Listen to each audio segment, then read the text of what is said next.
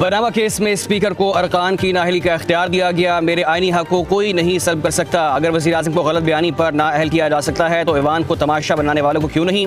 Speaker Punjab assembly Malik Ahmad Khan की news conference बोले, आइन की दफ़ा 62 और 63 आमरी दौर की निशानियाँ हैं जिसे जमहूरियत के खिलाफ इस्तेमाल किया गया। मैं दोनों दफ़ात का मुखालिफ हूँ, चाहे तो इन्हें निकाल फेंक दें।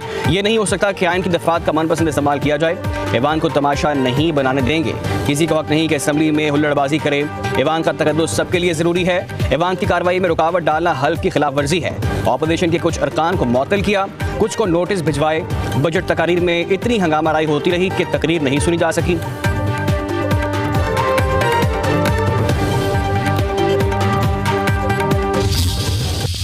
पाकिस्तान स्टॉक एक्सचेंज नई बुलंदियों पर कारोबार का आगाज होते ही 100 इंडेक्स में 1100 से ज़ायद पॉइंट्स का इजाफा। इंडेक्स 1,33,000 की बुलंद तरीन सतह पर पहुंच गया। गुज़श्ता कारोबारी रोज मार्केट 1,31,949 पॉइंट्स की सतह पर बंद हुई थी।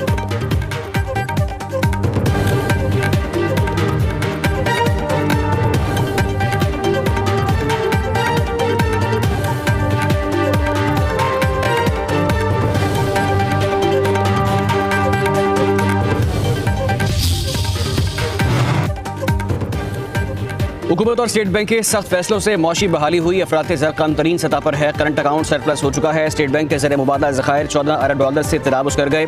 Governor state bank Jamil Ahmad का कराची में तकरीब से खिताब, कहा पायदार मईशत के हसूल के लिए मैक्रो इकनॉमिक इस्तेहकाम की ज़रूरत है। माजी करीब में हमारी मईशत को कई मसाइल दरपेश थे। माजी के मसाइल से बचने के लिए ज़रूरी है कि गलतियाँ ना दोहराई जाएँ। पाकिस्तान में पायदार तरीके से मुआशी सरगर्मियाँ बढ़ रही हैं। हमें पायदार मईशत की जानिब गामज़न होना होगा।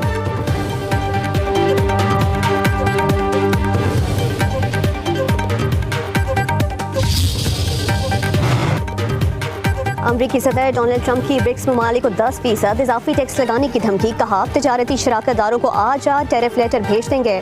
अमरीकी पॉलिसी में कोई रियायत नहीं होगी। नए टैरिफ का इतलाक 1 अगस्त से होगा।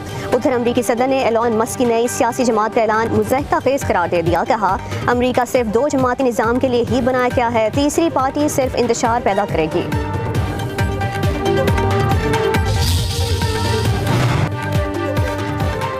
ब्रिक्स ममालिक ने डोनाल्ड ट्रंप की टैरिफ पॉलिसी को गैर जिम्मेदाराना आलमी मईशत के लिए खतरा करार दे दिया। ब्राज़ील में ब्रिक्स ममालिक के सरबराहान इजलास से एलामिया में कहा गया कि अमरीकी इक़दाम न सिर्फ आलमी तजारत को मज़ीद महदूद करेंगे बल्कि आलमी सप्लाई चेन को भी नुकसान पहुँचाएंगे। बैनुल-अक़वामी मौशी सरगर्मियों में गैर यकीनी सूरत हाल पैदा करेंगे। इजलास में रूस, भारत, चीन, जनूबी अफ्रीका, सऊदी अरब, मिस्र, मुत्तहिदा अरब अमारात, इथियोपिया, इंडोनेशिया और ईरान के वफूद की शिरकत। ब्रिक्स इजलास में ईरान और गज़ा पर इसराइली हमलों की मज़म्मत।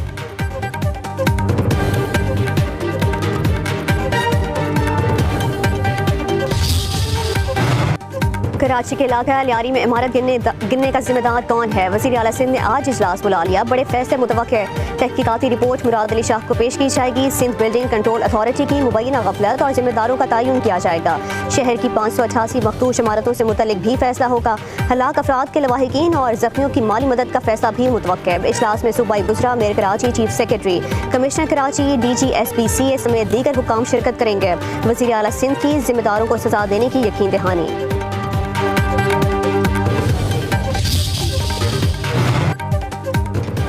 कई शहरों में बादलों की एक बार फिर एंट्री। कराची के इलाके Shahrah Faisal, Clifton, Defence, PID CD road पर हल्की बारिश। ज़ेरा गाजी खान में मुसलसल दूसरे रोज़ भी बारिश। शहर के अहम चौक पानी में डूब गए। मलकवाल शहर और गिरदुनवा में भी बारिश। मुताबिक फीडर स्विप करने से बिजली मुनक़ता। सिंध में कंदकोट और गिरदुनवा में गरज चमक के साथ बारिश। NDMA का 10 जुलाई तक बारिशों सैलाब का अलर्ट।